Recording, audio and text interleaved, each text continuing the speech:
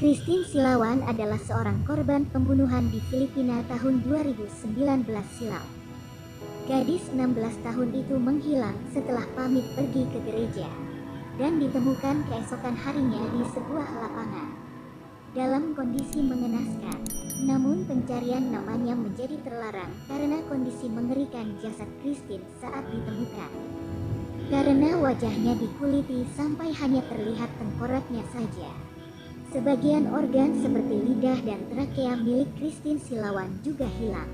Christine Silawan, gadis Filipina yang juga dijuluki si Momo karena kondisinya mirip dengan sosok perempuan dalam Momo Challenge.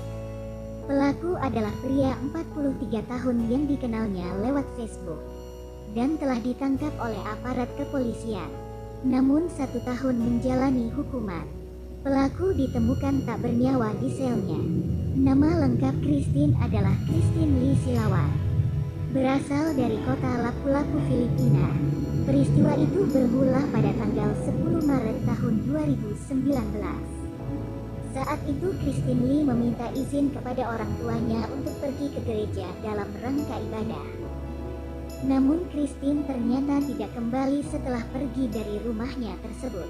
Namanya masuk dalam daftar kata kunci terlarang. Inilah Christine Silawan, gadis Filipina yang tewas dengan cara mengenaskan namun 1 tahun menjalani hukuman. Pelaku ditemukan tak bernyawa di selnya. Nama lengkap Christine adalah Christine Lee Silawan, berasal dari kota Lapu-Lapu, Filipina.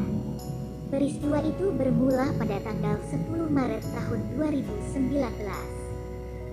Saat itu Christine Lee meminta izin kepada orang tuanya untuk pergi ke gereja dalam rangka ibadah. Namun, Christine ternyata tidak kembali setelah pergi dari rumahnya tersebut.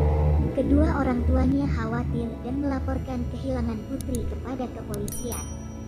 Setelah dilakukan pencarian, jasad Christine ditemukan di sebuah lapangan kosong dengan kondisi yang sangat memprihatinkan. Christine Lee meninggal pada tanggal 10 Maret tahun 2019. Ia meninggal pada usia 16 tahun. Jasadnya ditemukan di lahan kosong di Barangay Bangkal, kota Lapu-Lapu, Filipina pada Senin tanggal 11 Maret tahun 2019. Christine Lee Silawan ditemukan meninggal dalam kondisi mengenaskan.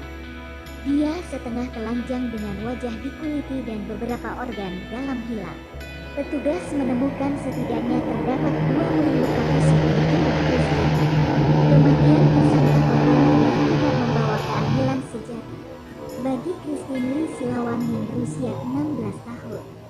Sebaliknya, kematian pembunuh yang mengaku dirinya sendiri, Renato Lenes, hanya menghapus tanggung jawab pidananya. Menganggap kasus Silawan sebagai tertutup. Sangat disayangkan untuk berpikir bahwa kita tidak pernah bisa mengatakan bahwa kita mendapatkan keadilan di tanah yang meskipun dia meninggal, dia tidak terbukti bersalah tanpa keraguan melalui proses pengadilan, ujar Jaksa Kota Lapu-Lapu Russo Zaragoza mengatakan kepada CDN Digital, Senin, tanggal 25 Mei tahun 2020. Fiskal Zaragoza adalah jaksa utama kasus Silawan. Lenes yang ditangkap dan mengaku melakukan kejahatan pada April tahun 2019 lalu. Ditemukan tewas di dalam kamar sel tahanannya di Lapas Kota Lapu-Lapu Minggu lalu tanggal 24 Mei. Setelah diduga bunuh diri. Akibatnya ketika seorang terdakwa meninggal, tanggung jawab pidananya juga padam sehingga kami tidak dapat melanjutkan penuntutan, papar Zaragoza. Sejak penuntutan memutuskan bahwa Lenes bertanggung jawab atas kematian brutal gadis itu pada tanggal 11 Maret tahun 2019. Zaragoza mengatakan bahwa kasus itu sudah akan ditutup dengan kematian Lenes.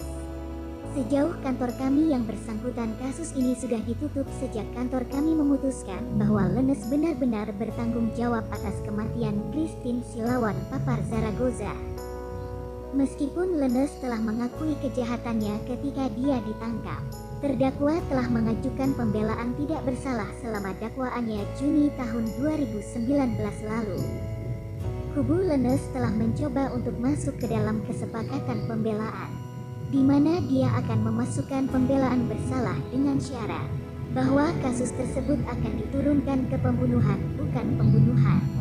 Kubu penuntut tidak menyetujui tawaran pembelaan karena Zaragoza mengatakan mereka yakin untuk mengklaim keyakinan dengan bukti yang ada.